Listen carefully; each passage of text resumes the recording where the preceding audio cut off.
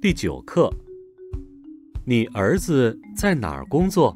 第9课，你儿子在哪儿工作؟ درس 9. سلام دوستان عزیز، امیدوارم حالتون خوب باشه. امروز با هم میخوایم لغات متن اول درس 9 با هم دیگه بخونیم و کار کنیم.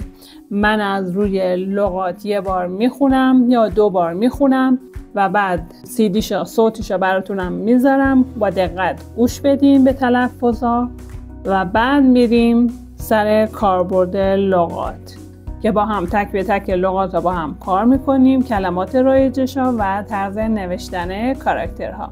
راستی یادتون نره کانال منو به دوستانتون اشتراک بذارین. لایکتون به ما انرژی میده و دکمه قرمز رنگ سابسکرایب هم یادتون نره بزنید. بریم سراغ کلمات متنمون اینا هستند: شیاو شیاو، ماو ماو، زای زای، نار نار، گو گو، ایز ایز، شامین شامین، شا. حالا یک بارم با صوت گوش بدین. 小猫在那儿，狗椅子下面下。 خب بریم سراغ کلمات. شیاو شیاو، پینینش و شکل کاراکتر به این صورته: شیاو که معنی ریز کوچک. بریم که باش یه جمله بسازیم. 这个苹果很小，这个苹果很小，这个این苹果سیب很小خیلی کوچیک. 这个苹果این سیب很小خیلی کوچیکه. این سیب خیلی کوچیکه. 这个苹果很小. بریم سراغ کلمات رایجش. 小小، پینگین خود کاراکتر. کلمات رایجش: 很小很小.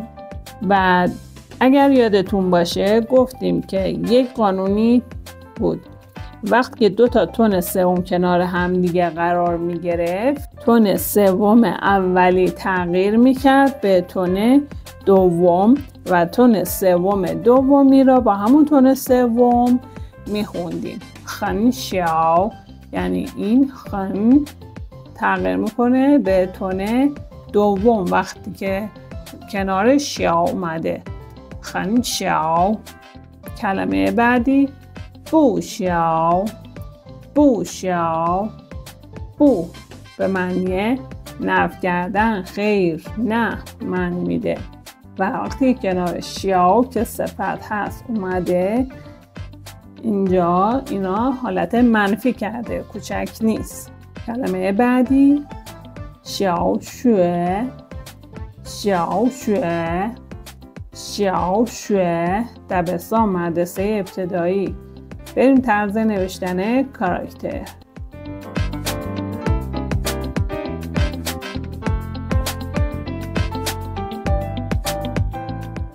کلمه بعدیمون ماو ماو با تون اول. پینینش خود شکل کاراکتر ماو به معنی گربه. 我家有一只小猫，我家有一只小猫.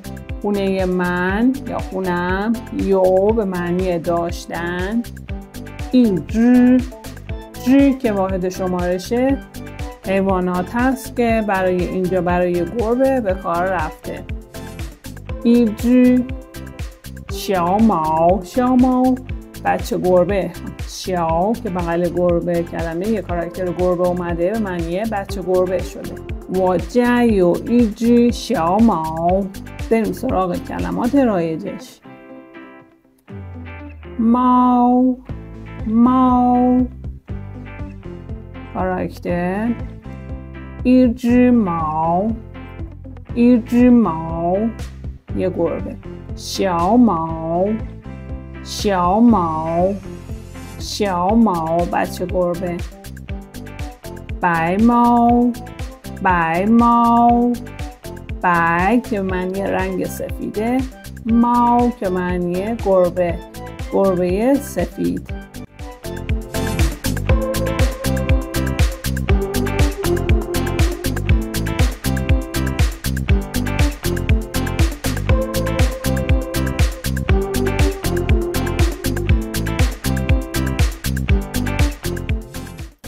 کلمه بعدیمون زی زی این پینینش هست با تون چهارم شکل کاراکتر و معنی در 小猫在哪儿 小猫在哪儿 小猫معنی بچه گربه 在哪儿 کجاست 小猫在哪儿 بریم سراغ کلمات رایجی که با زی به کار میره زی زی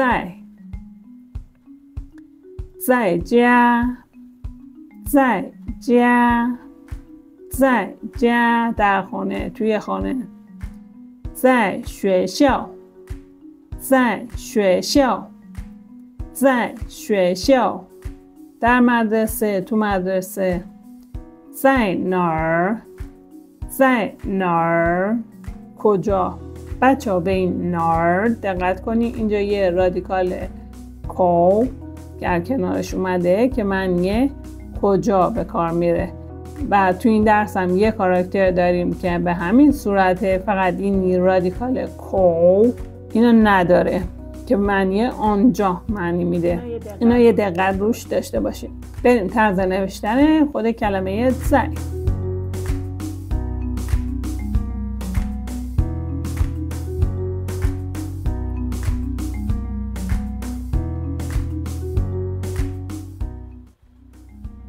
کلمه بعدیمون نار نار که پینینش هست شکل کاراکتر که اینجا رادیکال کو رو نداره که معنی آنجا معنی داره میده 小猫在那儿小猫在那儿小猫بچه گربه 在那儿اونجاست و تونش هم با تونه چهارم با تون سوم تلفظ نمیشه کلمات رایجش نار نار معنی آنجا 在那儿在那儿اونجا 去那儿去那儿去那儿برو اونجا که با تون چهارم تلفظ میشه 哪儿的东西哪儿的东西那儿的东西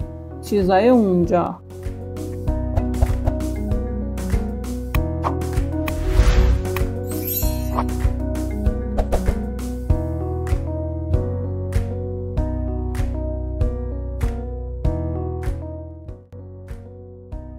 کلمه بعدی گو گو پینینش شکل کاراکتر به معنی سگ 丽丽有一只小狗丽丽有一只小狗لیلی که فاعلمون هست اسم شخص هست یو معنی داشتن ایجر جر اینجا معنی واحد شمارش سگ هست واحد شمارش حیوان هست کلمات رایجش گو گو 一只狗一只狗小狗小狗در اینجا هم دو تا تون سوم که کنار هم قرار بگیره تون سوم اولی با تون دوم خونده میشه و این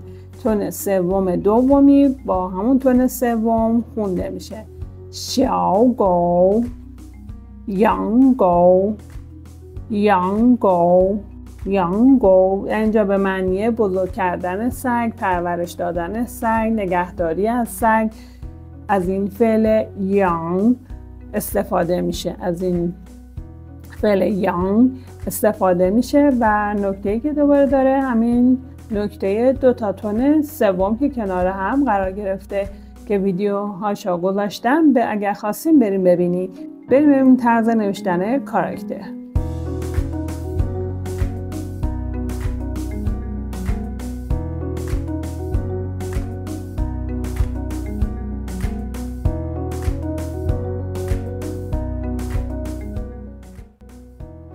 کلمه بعدیمون ایز شکل پینینش هست. شکل کاراکتر ایز به معنی صندلی. 今天妈妈买了2把椅子。今天妈妈买了2把椅子。今天امروز مامان مایلا خریده، فعلمون به صورت گذشته میشه. 2把椅子 2 معنی دوتا، با که اینجا واحد شمارش صندلی هست. اینا میتونید گوشه کتابتون یا دفترتون یادداشت کنید که واحد شمارش کلمات ها. با ایز 2把椅子 دوتا صندلی. 今天妈妈买了2把椅子. کلمات رایجش ایز ای با ایز یه صندلی. زاییزشان روی صندلی. روی صندلی.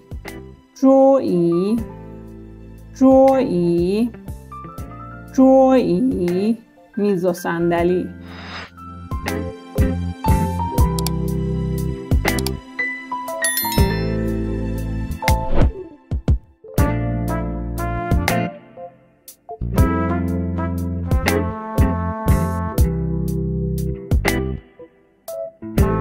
کلمه آخرمون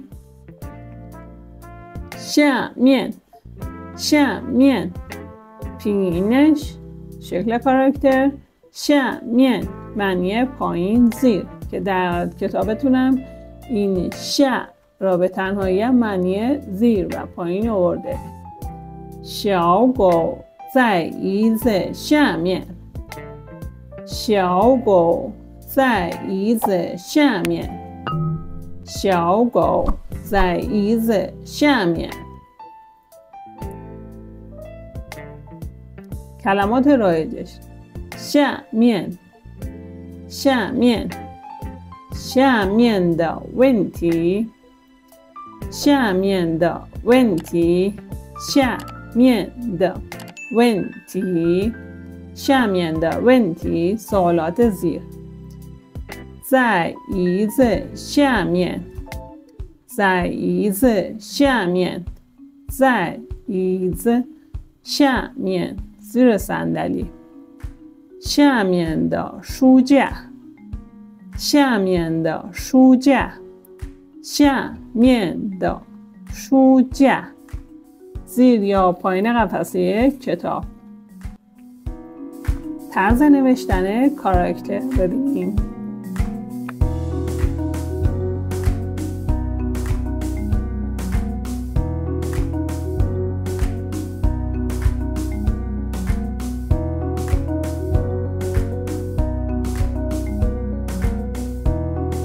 خب درس امروزمونم تا همینجا به پایان رسید. امیدوارم که این درس هم دوست داشته باشین.